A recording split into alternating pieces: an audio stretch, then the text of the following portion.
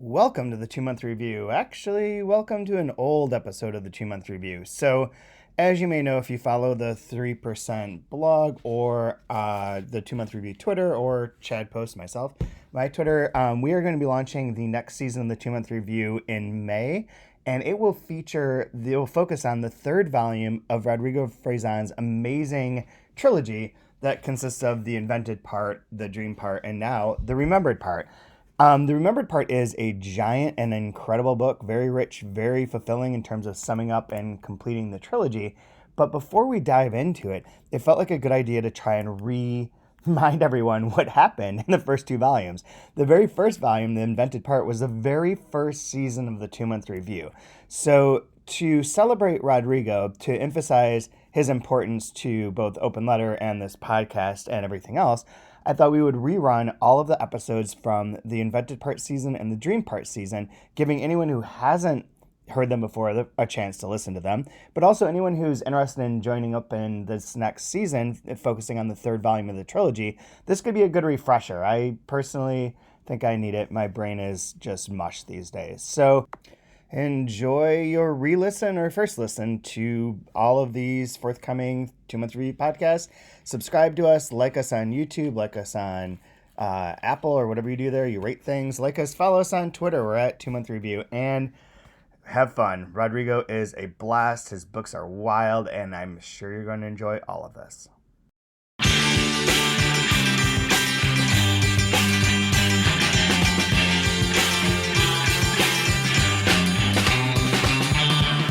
Big sky look down on all the people looking up at the big sky. Everybody's pushing one another around. Month review, the weekly podcast in which we go over a particular book, slowly but surely enjoying it, talking about all the various parts. And this is Chad, and with Brian. Hello. And this, like as in all the other past episodes. You always do this random, herky-jerky handoff. You're like a homeschool kid that's hugging somebody for the first time at public school. I'm Chad, and I got Brian over here. Well, yeah, I'm here. Can you give me a better handoff at some point? Wait, do you want me to give you a full introduction? Well, no, I don't have a full introduction, but I have nothing to do but say hello, and I just don't want to say hello because it comes off weird. So I end up always doing hey or hi. Hola. Yeah. Yep. You're gonna come up with your own catchphrase. All right, you know what? Forget it. Let's get some EDM music. None of this. Take off this crap by the Kinks or whatever this bull crap is. Let's get some real music made by real computers and a white guy, like dance music or something. Bump that stuff, and I'll show you how to do an intro. It goes like this. All right, welcome to the 2-month review. You know what time it is. Brian Wood and the Postman, Chad Post, here to talk about books all day, every day. First thing, right off the gate, we're covering from page 303 to page 360. You know it, you love it, you want it, and we got it right here for you. So strap in, here it comes. We are bringing you the literary motherlode. Absolutely. See? Now, boom. And if I hand that off to you, we're good to go. People want to watch that. More and more background noises, explosions. Yeah. The invented part. Click subscribe, like, make sure you've done the comments, hit like twice so you can be entered in to win a drawing for a free bookmark. Brought to you by LitCrate, litcrate.com. $15 of merchandise for only $13. LitCrate. It's like opening up literary stuff, but it's in a crate. You're going to want it, you're going to love it, you're going to get it. Let's go! I've watched a couple of these. This is the way these are supposed to go. It's all of a sudden, this podcast, before it is even posted, has more listeners than any other episode in the history of all of our podcasts. No, but in all seriousness, true. That's good. That's good. That was good. We're doing the part many. I'll say it. I'll mispronounce it. Okay. Nobody cares about me. Many fates, or study for a group portrait with broken decalogues. Which is, like you said, page 303 to 360, but this is one that's all broken up into various little bits. Like, he talks about these biji, a genre of classic Chinese literature that's like a little notebook, and these are almost like serving as like little notes within some notebook, talking about, there's a lot of section and a lot of stuff in here about the Fitzgeralds, Scott and Zelda about their relationship to Sarah and is it Gerald? Gerald, right? Yeah. Yeah, Gerald Murphy. Tender as the Night comes up a lot in here. Some of the more of the plot stuff related to like the Penelope and the writer's parents and their craziness, which we can talk about later, and also a little bit about Penelope's son going missing / probably dying. And this, so it's a one that's all kind of all over the place in a way, because it does just hit these different notes. But it seems to me like this section is mostly a lot about like parents, inheritance, family, things like that. Yeah, I think that's a fair assessment. But I think right off of the bat, I was interested in how it, there's a little bit of like changing between different sections. Like there was the one where you had the American typewriter part, right? And so this one, like the different change is the start of each little note that's in the BG or the notebook has, I don't know, what... Is it cross? I would call it a cross. It looks like a little dagger. Yeah, like a dagger. Dagger, that you would stab. Is that supposed to be like... I notice whenever I'm taking notes, I'll do a cross with a circle around it instead of a bullet point. Uh-huh. I wonder if this is supposed to kind of like represent, like in your notebook, like your little... bullet point or something, and it's a neat looking. Did you have any say in the typeface or like the different bullet points that are used? Or is it formatted like that? It came formatted like this from Will, and I believe it was just like this. We looked at the original; it was exactly the same. And I meant to look this up. I forgot about it until you just brought it up. I was going to look up and see if this symbol symbolized anything, or like when it was usually used, and I didn't do that. I'm not even sure how you search it. So again, chat, not doing your job. Not doing my job. Well. Not doing any work. Okay. Did zero preparation. Okay, that's fine. That's fine. Whatever. But for me, like, I don't know, just from how it felt reading it, just kind of like really hammered down the point that like we're reading someone's journal or their notebook, or it's like new idea. This little. You put a little cross. Yeah. Right your little bit. They don't have to be related whatsoever because it's just trying to encapsulate something important, like right here, right now. Yeah, absolutely. So I think we should jump right into our favorite bit that we wanted to do. Oh, yeah. Absolutely. We can get into like the different intricacies of this. That's all fine. That'll be fun. But is the part that you mentioned that it opens with the recurring line of, have you read all these books, she asks? And then later on, it references...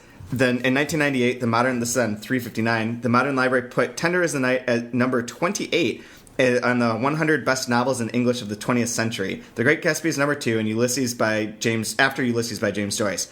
Has he read all of those novels? Just those 100 novels? He looks on the internet and finds it, and memo for the girl from the beginning, he discovers that yes, he has read 93 of the 100 on the list.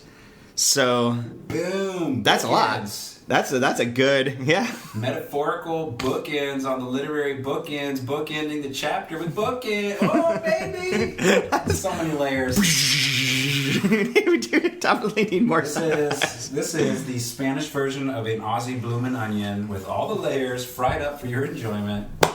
Boom. Right there. So we looked up, I remember this list coming out because I was working at a bookstore in Grand Rapids, Michigan, and this was like released, and there's a thing that suddenly we had to make sure we had all the books and make a display, and like, I believe it put Ulysses back on the bestseller list briefly when this came out. That might be a lie. So you could buy it but never read it? So everyone could buy it and never read it. Which we're recording this not that long after Bloomsday, on which I did finish Ulysses, and I reread Ulysses on Bloomsday, and then celebrated a lot. With a lot. But, so, the list is long, obviously. It's 100 books. I don't know if you want me to go through this or call out some of them, or... Well, are there ones that surprise... Like, what's the top 10? I'm just curious. Okay, let's just do the top 10. Now, do you think they listed this as, like, most important, or is it just, these are 100 books? There's probably a description somewhere on here that I could find of, like, their explanation for it. But from what I remember, it was, like, a group of people got together and ranked the 100 best novels of the 20th century. Okay, so is it kind of like the way they do, like, All-Pro, when they're trying to vote for an All-Pro in the NBA? Like, whoever has the most number 1 votes becomes... Probably. Number 2 votes, number 3... Okay. Maybe, yeah. Something like that. We'll know very quickly, like, if the first 10 are widely regarded as important and the last 10 are like, I've never heard of any of this shit. Okay, let's do top 10 last 10. Let's do top 10 last 10 and how many of them you've read. Okay, all right. Ulysses by James Joyce. Nope. Yep. Okay. Great Gatsby by F. Scott Fitzgerald. Yeah. Portrait of the Artist is a Young Man by James Joyce. Yes, because that's short. It's short. It's very short. It's shortish. Isn't it like 109 pages? No, that's Dubliners is really short. Portrait is like 200. I probably read 109 pages. Good enough. But that Close. All that counts. Yeah, that counts. If you could reference it at a cocktail party and get 3 questions deep, it counts as having read it. That's my rule. There's a whole book about that. What's actually, the whole point of reading a book if you can't talk about it at a cocktail party? Personal satisfaction, enjoyment? Screw that. I want to look good in public. Period. I want to be able to reference James Joyce as someone that I'm aware of in a public really setting at a Paris Review party. You probably should have read this. It's number 3 actually. You haven't read that? Like you go down that path, you know? Yep, absolutely. All right, so actually yes, read that one. So 2 out of 3 so far. Lolita by Vladimir Nabokov. I've read that multiple times actually. So good. So, yeah. Very good. I want to reread that this summer too. Brave New World by Aldous Huxley. I know of it. I could talk about this at a cocktail party. That was a yes. I've read some of it. Book report in like the 9th grade, I think, or something. I think we read that in high school for the first time, and there's like a orgy scene in it, and that was very exciting. Like, whoa, hello, literature. Number 6 is The Sound and the Fury by William Faulkner. Yes. Almost. Many times. Catch-22, no, almost fits in perfectly with the book. Yes. Catch-22 by Joseph Heller. Yes. Yes. Darkness at Noon by Arthur, is it Kessler? Is how you say that? I don't know. I haven't read that. I haven't either. I don't know anything about it, actually. I'm going to sound really dumb, but that's fine. I'll put it out there. I know of it, but I don't know enough to... I don't want to say anything seriously. Sons and Lovers by D.H. Lawrence, I have not read. Is that the Lawrence of Arabia guy? It is, totally. Yeah. Same Lawrence? Same Lawrence. No, I have not read Sons and Lovers. I've read a couple of the other books of his, but not that one. And then Grapes of Wrath by John Steinbeck. I have read it. That's actually a good book. Yeah. Oddly enough. I thought I wouldn't like it. Yeah. It's actually, don't even read Grapes of Wrath if you haven't read it. Just read the first paragraph. It's phenomenal. Oh, yeah. The opening paragraph is really beautiful. It's great writing. Right on. So, but yeah, I grew up. I was born like right by where he wrote all that stuff. So is it Sausalito? No, Salinas. For the most part, but yeah. Whoa. Okay, so those ones we did pretty well at. Here's the last 10. Okay. 91. Tobacco Road by Erskine Caldwell. Nope. Ironweed by William Kennedy. Know of it, but nope. The Magus by John Fowles. Yes. I did The French Lieutenant's Woman by John Fowles. Right. I checked that off the Fowles box and said I'm never looking at you again. The Magus is okay. It's pretty good. White Sargasso Sea by Jean Reese. I have read that actually. I have not. I've owned it for years and I've never gotten around to it. It's really short. It's an accompaniment to Jane Eyre. The Rochester one. Jane Eyre. Okay. Well, I'm from Rochester now. So. Yeah. So Rochester. It's a Rochester book. Under the Net by Iris Murdoch. Yes. No. Sophie's Choice by William Styron. No. I haven't even watched the movie. Me neither. That's not Rosemary's Baby either, right? No. Oh, okay. Well, the choice is easy for Rosemary's Baby. Kill it before it takes over the world. The Sheltering Sky by Paul Bowles is on my list.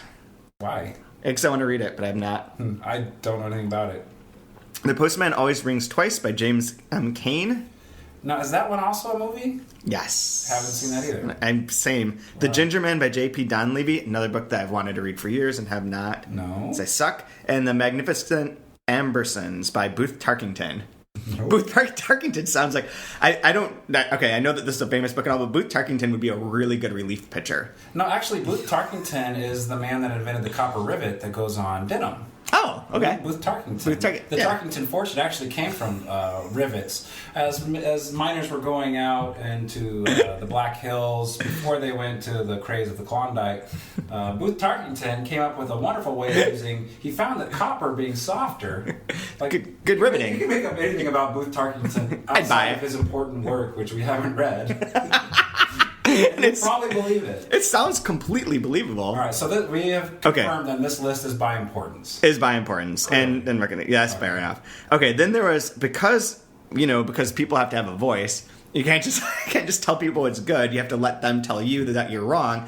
The Modern Library opened this up to voting from readers to create their own top 100 list. This top 100 list is absolutely horseshit, and I want to see. What do you think is the number one book on here? All right.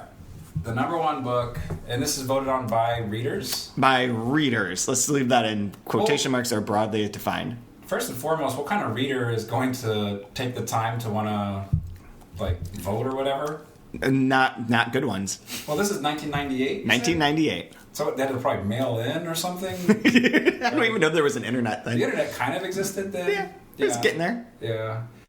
I mean, they call the phone number on their landline phone. I think it's going to be a bunch of douchebags. I'll go Atlas Shrugged, number one. No Boom. problem. Absolutely right. Atlas Shrugged by Ayn Rand is number one. All right. Coming in a probably close second, because who could tell the difference, is the Fountainhead. Fair enough. Ayn Rand also appears at number 7 with Anthem and number 8 with We the Living. Okay. But more importantly, there's another author that has 3 books in the top 10. 3 books in the top 10 by 1990. Okay, it is not Harper Lee, who comes in at number 5 with To Kill a Mockingbird. Well, she only has 1 book, clearly. Yep. It is not George Orwell with 1984 at number 6. It'd be cool if it was Hemingway, because they talk about Hemingway a lot in here, Nope. disparagingly. Definitely not. All right. I don't even know that Hemingway's on their top 100 of the voters. Really? I'm scrolling. I'm still scrolling. But you could figure this one out maybe. 1998, sort of a cult. Oh, Hemingway's 63, Sun Also Rises. Wow. All right. like, fuck you, literature. I always thought the argument was like, is it Gatsby or Sun Also Rises? Best American book. You have to pick one of those two. No, it's Atlas Shrugged. Apparently Atlas Shrugged, clearly. Number 3 is absolutely insane, though. I don't know. Just go ahead. Battlefield Earth, L. Ron Hubbard. What the hell? Number 9 is Mission Earth by L. Ron Hubbard, and number 10 is Fear by L. Ron Hubbard. L. Ron Hubbard and Ayn Rand dominate the top 10. Apparently only crazy people are... That's a killer top 10. 70% of the top 10 is Ayn Rand and L. Ron Hubbard. That makes sense with our current administration. Yeah. People vote, man. They get out and vote. Coming in number 100 among all the voters is Satanic Verses. All right, good to know. So that's that. So the whole point, though, I think in this section it ends with Tender as the Night being number 2 is like it was clearly just shit pan, right? Tender as the Night was number 28. I thought it was number 2. Gatsby is number 2. Oh, Gatsby's number 2. Sorry. Yeah. Well, either way, 28 is pretty solid. That's amazing. Like, if you wrote the 28th best novel of the 21st century, according to not people who vote for Ayn Rand. Or whatever. Yeah. Ayn rhymes with mine.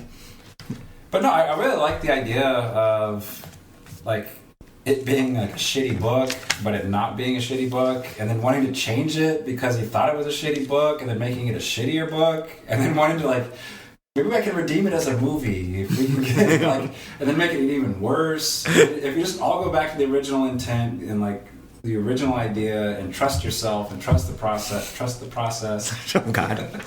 Like it was fine. It was beautiful. It was magic. Yeah. As it ends, like I really like that idea of like not second guessing yourself or right.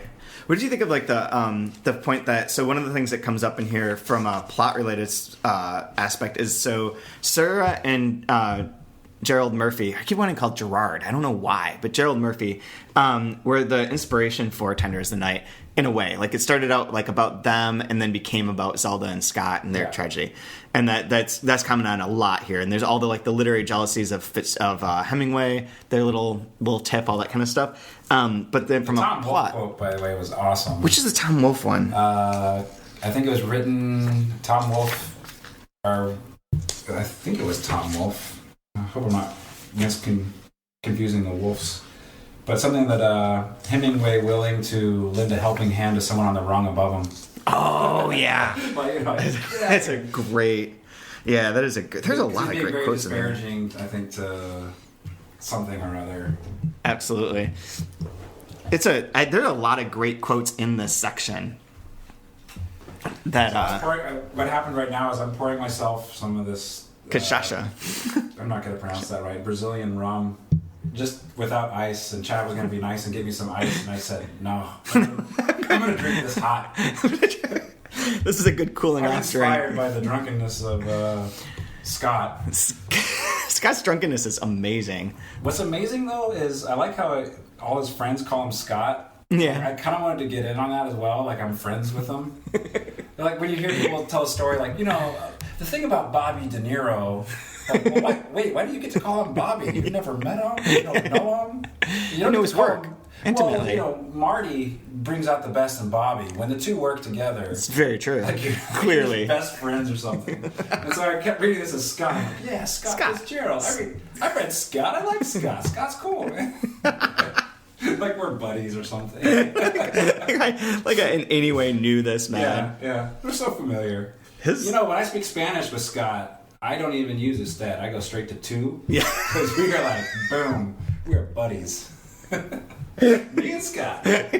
Just hanging out, talking shit, drinking too much, falling downstairs. Yeah, he seemed like a mess. Man. Yeah, I can't even imagine. So it has that part of like is the book's inspired by Sarah and Gerald Murphy, whatever, and Fitzgerald's. But then the plot part that ties in is that the writer and Penelope's parents.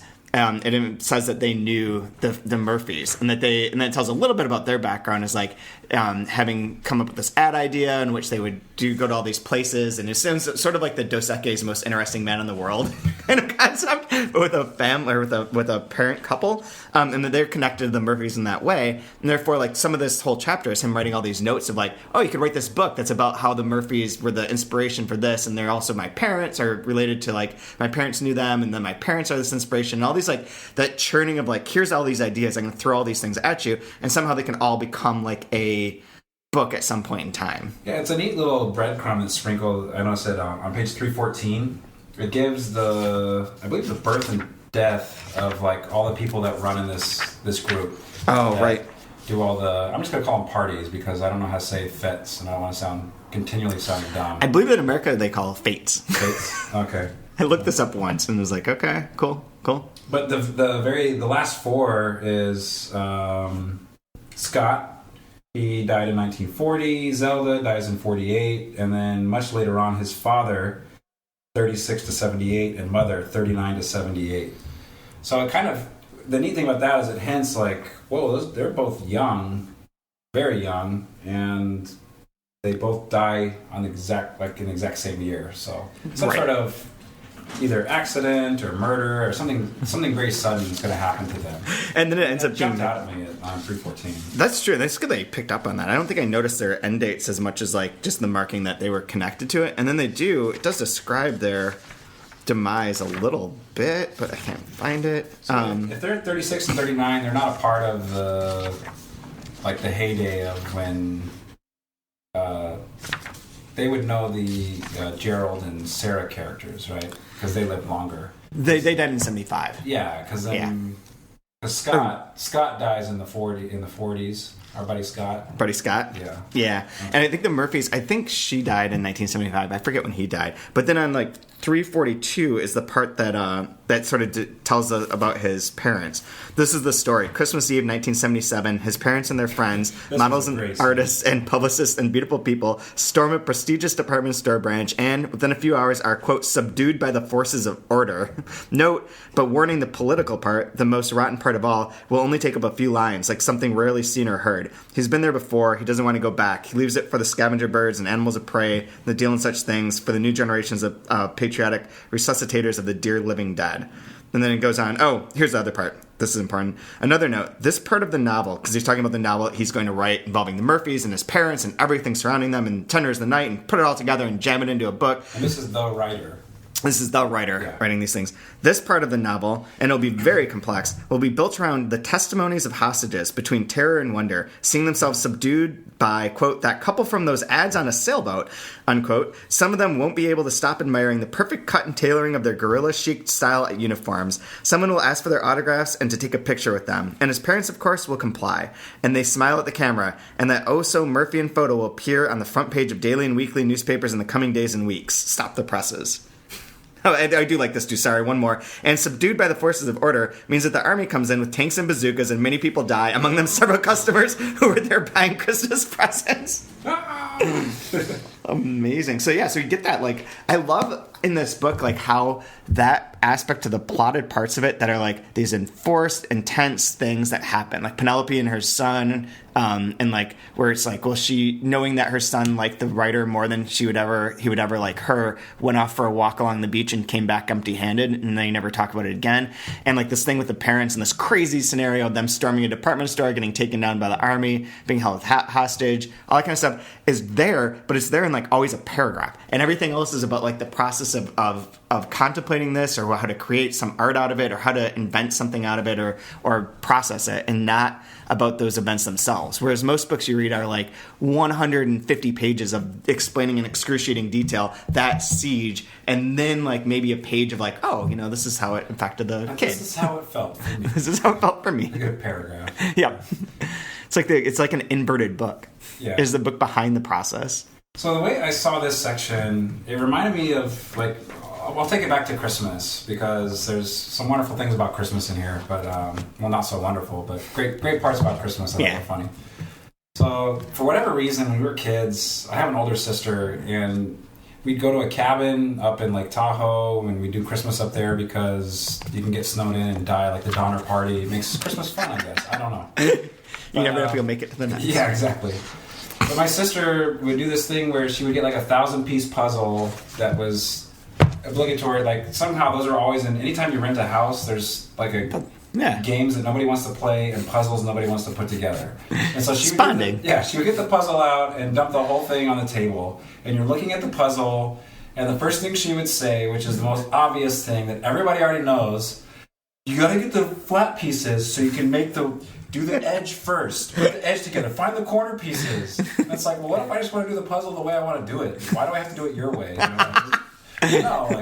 No, the best way to do a puzzle is you frame it out first. And like, to me, this section was the outside edges. It's the framing. It's the corners. Oh, interesting. It has all the pieces, all the breadcrumbs that put everything together for you. Yeah. Like, this is why Penelope is the way she is. This is the reason it talks about. This is why it's called the invented part. Right. Like, that's mentioned here several times. Like, oh yeah. Like, to me, this is like before he allows you to be aimless and have no grounding and just tumbling in the ocean, and this is like the outside frame of that 1,000-piece puzzle that like, I kind of see where we go from here. That's pretty cool. That's interesting.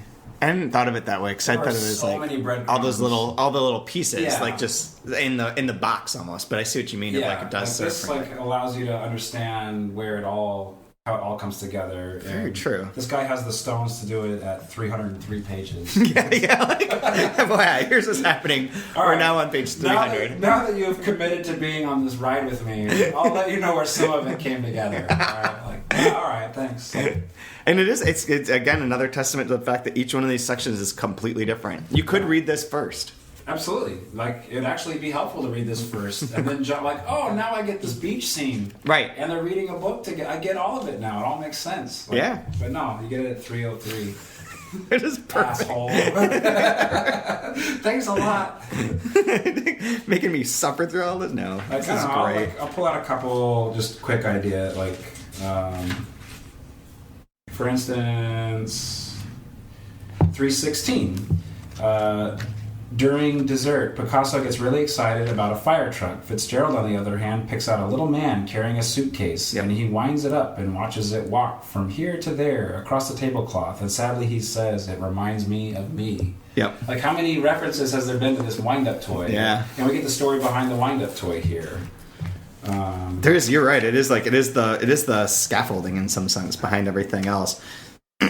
Or even here, it says, he rereads Tender as the Night, his parents' favorite novel, not because they especially admired Fitzgerald, but because they'd met his direct inspiration, and meeting him had inspired his parents to try to be like them, and they liked reading a novel whose characters they'd met. Like, that fits in perfect with all the stuff before about, wanting to be characters in a novel, or even later in this own section, he talks about Dickens and Dickens books, and it was the first book that Fitzgerald had realized a writer could be the hero. You could put a writer in a book. Yeah, and so you have this, and now you got the writer in the book. Yeah, this thing is just like the literary term is like Romano clef or whatever it is, having the key. Like, this key. Passage is the key that unlocks all this stuff for it to make sense. Very true. Yeah. Very true. And it goes back, and there's a lot of the children thing is the thing that I was like most focused on going through here. The children, like fragile invented parts. Yep. Is in here on page 352. That's what I have circled right here. Yeah. Yeah, because the last chapter when he's in the hospital, there's so many of the stories that he invents are about like parents and children and death. And this one, a lot of the parent-children death and the relationship between parents and children comes up a number of times. Or just like even little hints like on 340s. Fitzgerald's stories and novels overflow with aquatic surfaces, always ready to be altered, rippled, and splashed. Yeah. And we start with The water. Drowning in the water. Nearly drowning, yeah. And there's water all through the, like this is just like all the breadcrumbs, all the hints are in this section, it seems like. That's true. Yeah. That's very true. I like this section a lot. I fear. How about this little thing about Scott, our buddy Scott? Scotty Scotty was says, the daughter. Quote, I fear I have written another novel for writers. What the hell is this book? Right? Oh, it's so like good. Reading, people that like writing. People are, you have to be into books to be able to like the book itself. Yeah, it's just all over the place. Yeah, I like this section. This is the a real past comfortable. Is a broken toy that everyone fixes in his own way. Like even that's in there, so you get the toy reference again. Yep. And there's a part that you were mentioning before of all the different titles. But I forget you had a. Or the last one that we totally botched in like maybe 3 weeks ago. Okay. We were talking about the weird scene with Penelope fleeing Mount Karma. And, yeah. It just goes off the freaking rails there, right? With diamonds and like, is this real? Is this not real? Is this a myth or what is this? It's based off of one of Zelda's stories. On 349 it says, and true, the delirium of Penelope fleeing Mount Karma does indeed resemble the desert and African deliriums of Zelda, believing herself lost on wild savannas, wandering like an explorer, sans compass, and composing letters that read, dear, dear, dear, dear, dear, dear, dear, dear, dear, dear, dear, dear, dear. So, I mean, like, even that, like, if I was smarter and had read maybe, 93 of those 100 books, I may have, in some ancillary fashion, have known Zelda's work and had... You've never read Zelda's book? No. No, me neither. I kind of would like to, maybe. I used to... I want to read Tender as the Night now. Oh, yeah. I used to be obsessed with Fitzgerald's stuff. Or, like, reading... I read all of it when I was in college and loved it, but I never read her So what book. were speaking of titles, so Tender of the Night, it talks about all the failed titles or possible titles. I just saw that. Right? So here's some of the titles. All right. Where did it go? Here it is. The alternatives were The Drunkard's Holiday, Dr. Diver's Holiday, and Richard Diver. Richard Diver. Dick Diver is a good solid name for something. Now, there's also... I watched some dumb movie on HBO about Max Perkins, and they mentioned Max Perkins here a little bit. Yeah, because he was this editor. And he was... I forget what the author's name was. I think it was the guy that did... Is it the one about... forget it. I don't remember what it was called. But he was mentioning, like, what terrible titles Fitzgerald had for The Great Gatsby. Oh, really? And he had to, like, say, like, no, we'll never sell this book. And so I looked it up. I was just out of curiosity. Looked it up. So instead of The Great Gatsby, it was Among Ash Heaps and Millionaires. Trimalchio in West Egg, On the Road to West Egg, Under the Red, White and Blue, Gold-Hatted Gatsby, or High Bouncing Lover. High Bouncing Lover? High Bouncing Lover. Good thing he went with Great Gatsby. Yeah. A little better title. I think that works. Yeah, the alliteration seems, really brings it home. Yeah. Could you imagine if, like, the second best book of all time was High Bouncing Lover? I'm curious. I don't think that would happen. It might have been 99 if that were the case. Were there other titles for the invented part? No. Because it seems like it was... Not that we were ever told, because it came in here as... several times, so it's definitely... Yeah, I think it was very much. But there'd be other titles potentially for the next two books in the trilogy, which are the dreamed part and the remembered part. Like, I could see those figuring out, like, what those are going to be to go on with. But no, I think the invented part really was based in that anecdote of the invented part was the most beautiful part of Tender's the Night or whatever. Yeah, I've got one of your authors was in town, and we were drinking and having fun or whatever, and we had a few bottles of wine. And, like, I wanted him to ask me about my work as a writer. I'm not. I don't know, like, yeah. I'm a new writer. I'm not like, important or anything like that. And so like I half-heartedly like, well, ask me about my work. Like under my breath, I'm hoping like he'll do that. And he finally does. And then I immediately was like, oh shit, I wish he would have never asked me about my work, or who I am, what I do.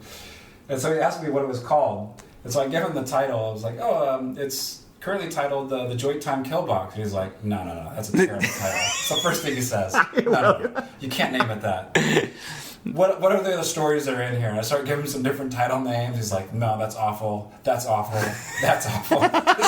just like cutting the core right to the bone marrow and just like filleting me open until finally like Walking Dogs. That's it. That's the one. Okay, that'll work. You're gonna go home tonight, sober up, and change it to Walking Dogs and make sure it fits with everything else, and you can move forward from there. It's wonderful, sage writerly advice. Yep. I remember that. I remember that specifically. It's like what's your title? What? No. Freaking No. Spanish authors are the worst. I hate Spanish authors. It makes reading this so difficult. I know it's written by a somewhat Spaniard. And so Somewhat. Yeah. It's like, They get drunk and they have a way of just cutting right to your heart and being real. And as an American, I don't like being real, No. It's tough. Absolutely. We like things that are not real by any means. I prefer just fountain-heading it if I can. Yeah. Oh, God. I don't know how long we've been going because this thing is set up in that stupid bar thing, and I don't know how you change that. But we probably should wrap it up. Yeah. I was going to say my favorite quote from this section is actually not from this section at all, but is the Fitzgerald quote, "There are no second acts in American lives." That's good. That's good. I liked twice in this. There's on page 319, he goes on this wonderful thing about children, and then goes, or something like that. Yeah. 341, which would explain his parents' passage from bon vivants to killing machines, or something like that. Just like I'll end on this quick little funny anecdote. So I was in a workshop during grad school, and I liked using or something like that after doing something really important to kind of, cut it and kind of undermine it, right? Or something like that. Yeah, I think it's funny. It's nice. It has energy and like spirit to it. Right on. And like unilaterally throughout the entire workshop, like, you need to cut out this or something like that bullshit. Like, then they get on there, like even the professor was all about it. Like, you can't do a paragraph of something important and then just undercut it, because what's the point of me reading the paragraph before? I'm like, well, it's funny first of all. and so I went through and just cut it all out because everybody told me to. And then you see it here. Here it is. It's like, hell yeah. Maybe you are a Spanish writer in American skin. I hope not. I want to be American to the bone. Just full America. So. That reminds me of, as a final weird anecdote, is I saw this article that was talked about on this other podcast this morning about all the different slang that baseball scouts have, and then most of the slang is awesome and crazy and off the charts, right? It pops up during draft time. Yeah. Because when you're doing, like right now is NBA draft, and so it'll be high motor, bouncy, twitchy. One of my favorite ones on there is soft eyes. He'll never be good because he has soft eyes. Soft eyes? I'm like, what does that even mean? But the one that reminds me of is there's one... Pert eyes. Pert eyes. And a milk drinker is really bad. You don't want a milk drinker because that's someone who's too wholesome. They're no good. Oh, okay. Milk drinkers are bad. Soft-eyed milk drinkers. Soft-eyed milk drinkers suck. Absolutely. But there's one that's in there that's for me, which all scouts will say is like, well, he's a baseball player for me, or he's a number 3 hitter for me, as if like they're like just adding that on is like the most unnecessary. That's my guy? That's my guy. Okay. He's got a plan for me. Those kind of things. Is Fresán a writer for you? He's a writer for me. Yeah, I think so too. I like him because he doesn't have soft eyes, or he's not very milky. He's not a milk drinker. Not a milk drinker. Did we talk about his drink last week? Or did I find out about that afterwards? Afterwards. I found out that afterwards, that in Barcelona there's a new drink that one of his bartender friend made up. It's really long, confusing as hell, with a lot of parentheses. Yeah. In the recipe. It is. I'm going to find it in here. It's mantra after the book mantra, which we will be publishing eventually after we do the trilogy. And it's tequila, pisco, is it pisco? Pisco? Ginger ale and grapefruit juice. Sounds tasty. Sounds good. Yeah. Right on. I think we should have those next time. All right. For the last episode, we'll just drink mantras. Let's make and go out. The invented part that we'll figure out at the end of this. And there will be a part that's not in there. Yeah, that sounds good. I think that'll be perfect. We'll drown in it and lose our footing. Exactly. Turn your cell phone off, and you can have this drink. and talk about this book for a while. Yeah, this was I like this part because I think it had a lot of, it connected a lot of dots. I'm really excited about the next part too, which will guess end here. The next one is Life After People, or Notes for a Brief History of Progressive Rock and Science Fiction. That sounds awesome. Which is all the awesome things at once. A special guest for next week? We do. Next week's guest will be Tom Roberge, who is from the 3% podcast and Riff Raff in Providence, Rhode Island. Oh, it's going to be a boring week. I'll carry it. Don't worry. I'll carry that next week. Got him. Tom. He's a big Pink Floyd fan, so he's mostly excited about talking about Pink Floyd, but also what's awesome is that he has only read these pages. He's read nothing else from the book. Oh, awesome. He just read this section because I told him to be on here for this, and he's like, okay, I can talk about this, but he has no idea what the typewriter font would be or like any of the parts around this. He just knows these pages. Okay. And it's a nice short section too. Yeah, it's not that long at all. It goes to 403 from 360. Yeah, 40 pages. All righty, man. That sounds like a plan. Next week, we'll be back. Till then, it's Chad. Brian, you did it again. Same Yeah. thing. Just leave it. Just This is Jim. cut the music.